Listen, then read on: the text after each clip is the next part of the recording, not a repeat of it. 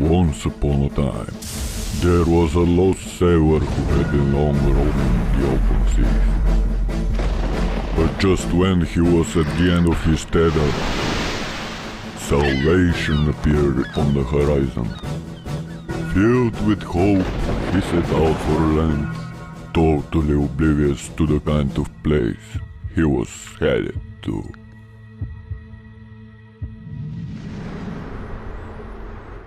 Здравейте! Аз съм Българ!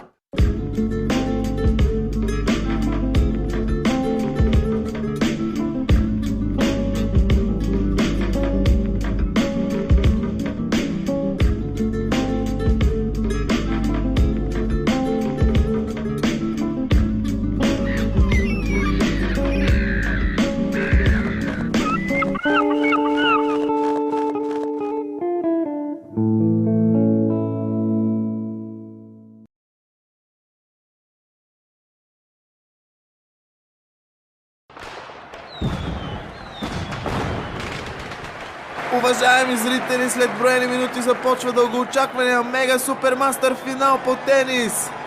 Супер! От 10 години го чакам този финал! Тихо, че ще се побъркам направо. Приблизително от 10 години очакваме този титански сблъсък между първата ракета на Несебър и последната ракета за всички времена. Кой ще победи в тази оспорвана среща, ще разберем съвсем скоро. Сега следва рутинната загрявка. Бекхенд стил Федерер, както и бекхенд стил Андрей Салбаков. Малко сутрешна гимнастика. Но какво се случва? Последната ракета като че ли получи някаква травма. Дали ще може да продължи или дългоочаквания мач ще бъде отложен, ще разберем след рекламите.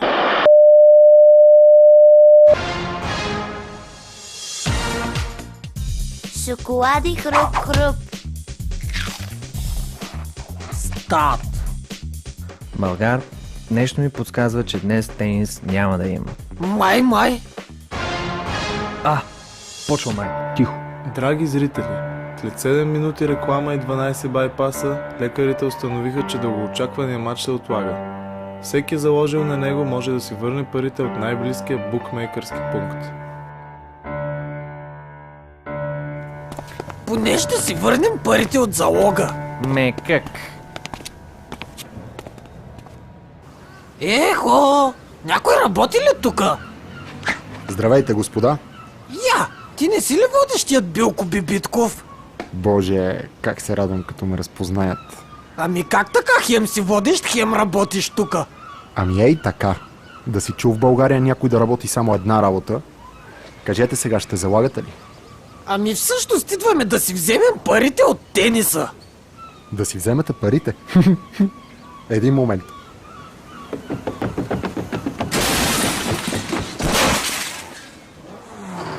Такси! Към Канада, карай!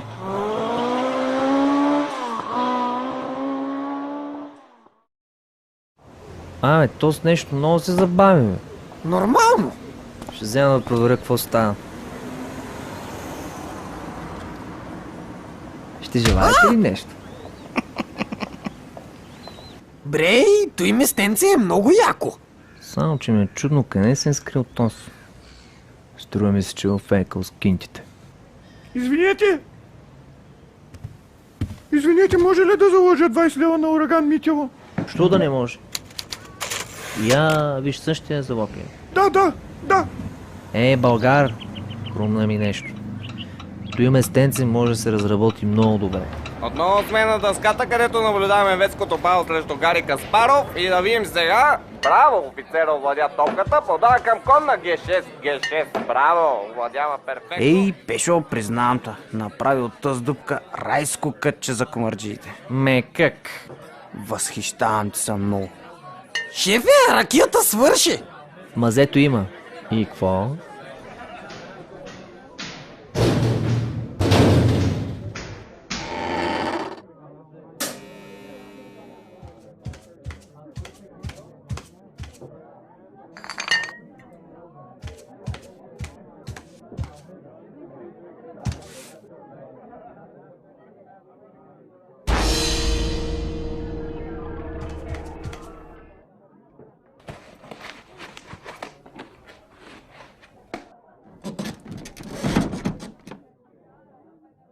Мандибула?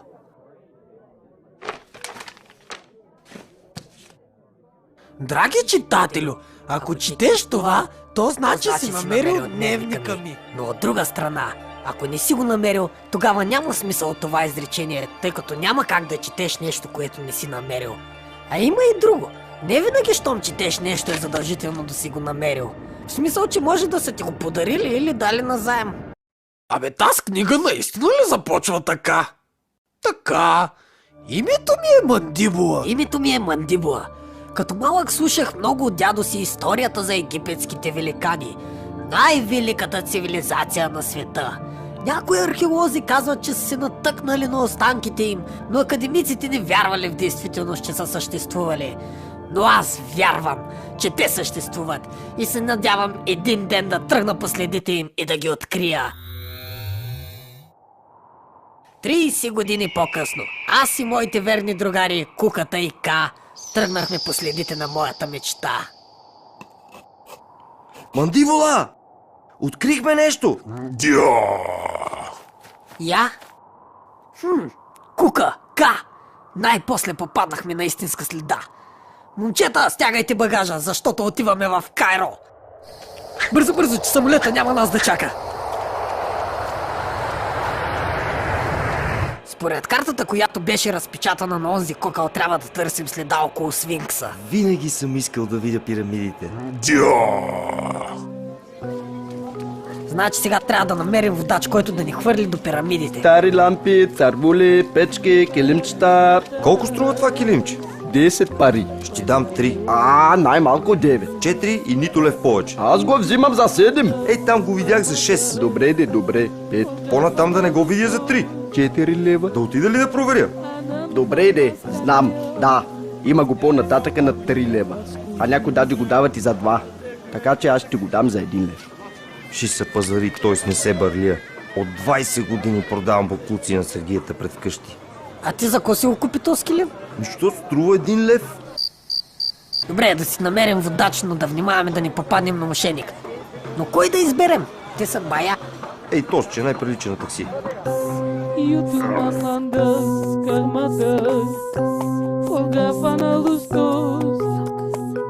Ама честно да ви кажа, то ми изглежда малко съмнителен. Що бе? На мен добричък ми се вижда. Нищо му няма. Взех им парите и сега ще им избягам. Ама първо ще им кажа, че са много смутани. Ей, много сте смутани, да знаете. Хванете ме, ако можете. То с ни избяга. Знаех си да не му вярваме. Сега как ще открием пирамидите? Загубени в пустинята. Как ще се измъкнем от тук? Взех да пресъхвам. Вода! Вижда му се краят. Ще умрем. Храна за лишоядите. Защо се забъркахме? Защо му повярвахме? Защо?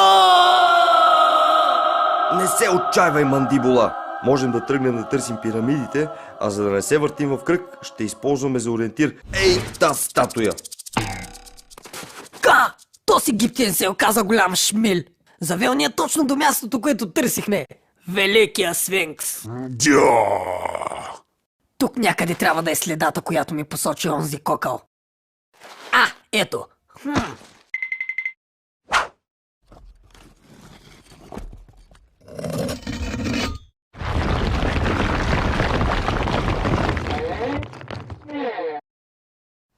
Този тунел много дълъг.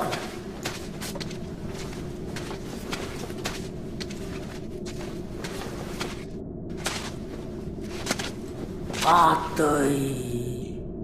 Сега какво правим? Ами ще трябва да изберем един от тези тунели и да тръгнем по него. Но как ще намерим после пътят за обратно? Сетих се! Ще закачим килима, който купи върху тунела, от който дойдохме, а ще тръгнем по отсрещния. Бива го планът. Надявам се нещо да не се обърка. Иначе този тунел май е по-широк. По-широк. Същия бе. Не, по-широк е. Кука, ти как мислиш? Мисля, че Куката е прав. Пътя не беше толкова лош. Какво гледате, бе? Котю! Ка, Кука, добре дошли в светът на великаните. Мандибула, виж тунела! Явно сме му паднали в друго измерение, а тунела е някакъв портал, рейшли. А това явно е карта. Какво ли описва? Аз ще ви кажа какво описва. Описва пътя на нашите открития, пътя на нашето завоевание, пътят на нашето величие. Защото, драги мои приятели, ние пишем историята. Една нова история, която ще промени безвъзвратно представата ни за света. Браво, браво. Българ! Българ! Българ! А? Клиентите си чакат ракията, бе. Идвам след секунда! Свърши ли? Това ли? Няма ли повече? Так му стана интересно. Кой го е писал това? Кога е писано? Тук пише нещо. И записките на Мандибула. Книга първа. 2040 година. 2040?